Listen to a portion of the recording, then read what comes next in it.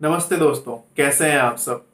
आज मैं आपसे बात करने वाला हूं एक बहुत ही इम्पोर्टेंट टॉपिक पे, जो बेसिकली हर एक एंटरप्रेन्योर के दिमाग में रहता है और वो बहुत ज़्यादा सोचते हैं इसके बारे में, क्योंकि ये बहुत ही इंपॉर्टेंट फैक्टर होता है आपके एंटरप्रेन्योर जर्नी के लिए, जो भी आप बिजनेस स्टार्ट कर रहे हो उसके लिए, और वो है प्राइसिंग स्ट्रैटेजी। दोस्तों, प्राइसिंग स्ट्रैटेजी तो एक अपने आप में बहुत ही बड़ा टॉपिक है, लेकिन आज मैं आपको एक दो इंपॉर्टेंट टॉपिक के बारे में बताने वाला हूं जो प्राइसिंग स्ट्रैटेजी को लेके लोग हमेशा डिस्कस करते हैं, और वो है वैल्यू बेस्ड प्राइसिंग और कॉस्ट बेस्ड प्राइसिंग। ये दोनों क्या है, तो चलिए सबसे पहले कॉस्ट बेस्ड प्राइसिंग में डिस्कस कर लेता हूं। दोस्तों, जब भी आपको अपने प्रोडक्ट को पूरा तैयार करने में जितना खर्चा आता है वो आपका कॉस्ट हो जाता है, और उससे आपको कुछ एक्स्ट्रा लगा के कस्टमर को बेचना पड़ता है, तो ये हो जाता है आपका प्रॉफिट।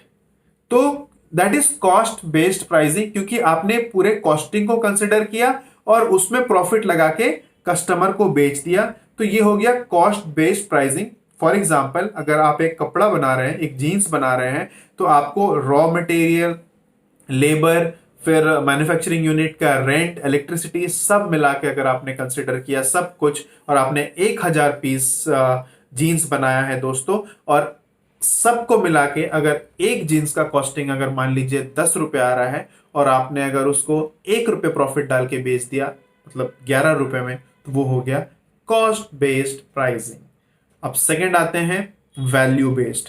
दोस्तों, वैल्यू बेस्ड बेसिकली क्या होता है कि अगर हमारा कोई भी प्रोडक्ट को या सर्विसेज को देने में जितना खर्चा आता है, उससे जैसे हम थोड़ा सा ऊपर अपना प्रॉफिट जोड़ते हैं, दैट इज कॉस्ट बेस्ड हो जाता है। लेकिन उस थोड़े से प्रॉफिट से और एक्स्ट्रा प्रॉफिट अगर हम जोड़ते हैं, तो ये हम तभी जोड़ सकते हैं जब उसमें हम कुछ वैल्यू ऐड करते हैं। फॉर एग्जाम्पल दोस्तों, मान लीजिए कि आप एक सुनसान जगह में फंस गए हो, किसी ऐसे जगह में जहां ना कोई आता ना कोई जाता। मान लीजिए फ्रंट में 50 किलोमीटर में कोई नहीं, और आपके बैक साइड 50 किलोमीटर में कोई भी नहीं है। आप अपनी फैमिली के साथ फंस गए हो दोस्तों, आप अकेले नहीं फंसे हो, आपका कार नहीं चल रहा है और अपने फैमिली के साथ आप वहां पे फंस चुके हो।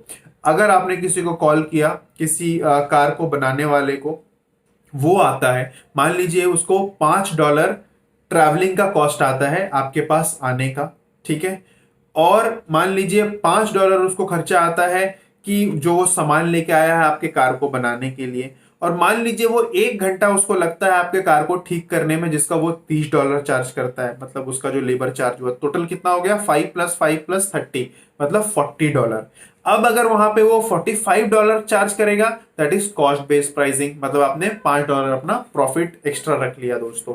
या मान लीजिए कि लेबर चार्ज मिला के आपने $40 चार्ज किया या 45 भी किया, लेकिन यहां पे सिर्फ उसने कार ही ठीक नहीं किया दोस्तों, कार ठीक करने के साथ साथ यहां पे उसने आपके आपकी आपको मतलब आपको बचाया बचाया, क्योंकि आप एक सुनसान जगह में फंसे हुए थे, लेकिन आपके फैमिली को भी बचाया, क्योंकि आपके साथ आपकी फैमिली थी, आपके बच्चे थे, आपकी वाइफ थी, आपके मदर थे, आपके फादर थे।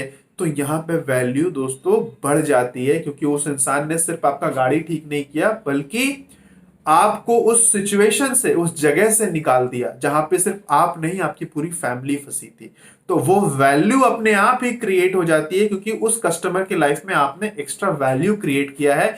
इस कारण भले ही $40 उसको खर्चा आ रहा है, लेकिन अगर आपको वो $100 भी चार्ज करता है तो आप उसे देंगे, बिकॉज उसने वैल्यू क्रिएट किया है आपके लाइफ में। इसको बोलते हैं वैल्यू एडेड कॉस्टिंग। तो हमेशा एक एंटरप्रेन्योर को कोशिश करना चाहिए कि वो जो भी प्रोडक्ट बना रहा है वो उसके कस्टमर के लाइफ में कुछ ना कुछ वैल्यू क्रिएट करे दोस्तों। Thank you so much, I hope you understand this, और फिर आऊंगा किसी नई वीडियो के साथ। Thank you.